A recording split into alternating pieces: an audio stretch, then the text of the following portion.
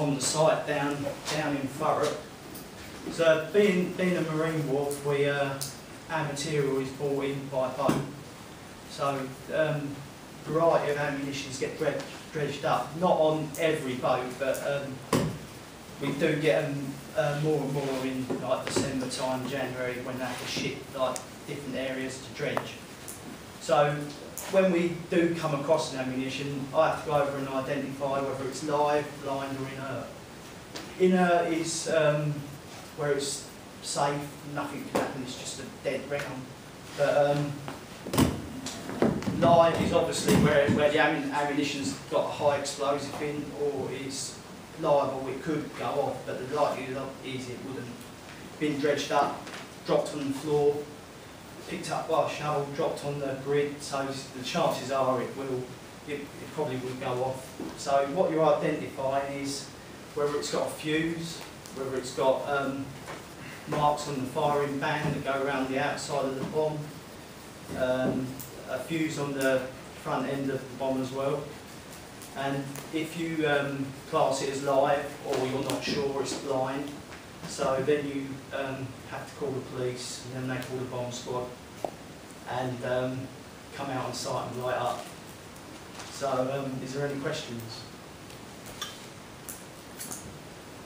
Have you had any, none that have gone off?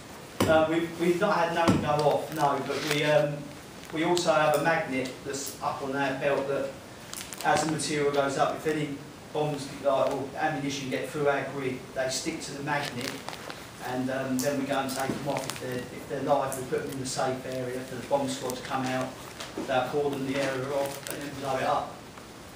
But no, we haven't had none go off on site, but they come in various sizes. We also get cannonballs, but they've got fuses in as well. So how do you know if they're live?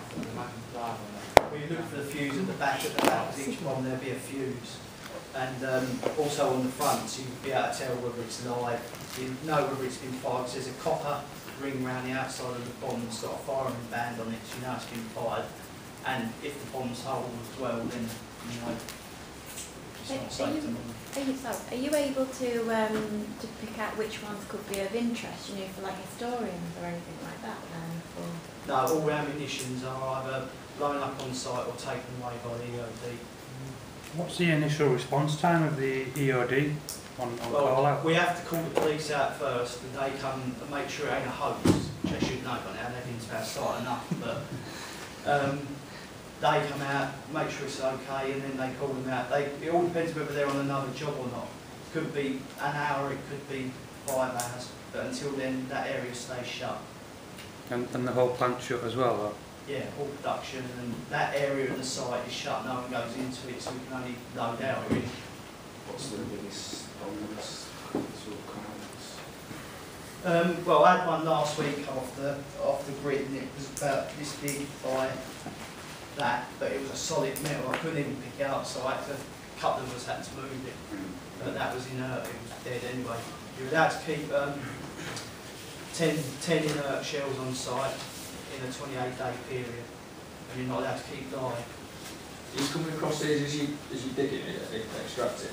Well, the boat will deliver the material, yeah, and then as we're processing it, the shuttle driver will go into the heat, he'll notice it, or as he tips onto the grid, it will fall off on the grid or stick on the magnet. Right.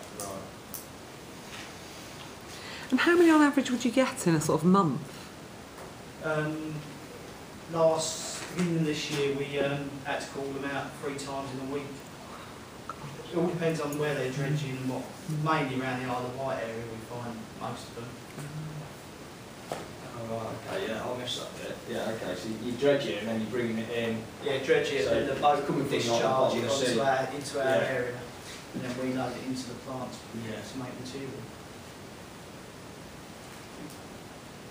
And are they Second World War, most of them? Yeah, a lot were dumped at sea, like, and then obviously they dredge them up. So yeah, on the World War.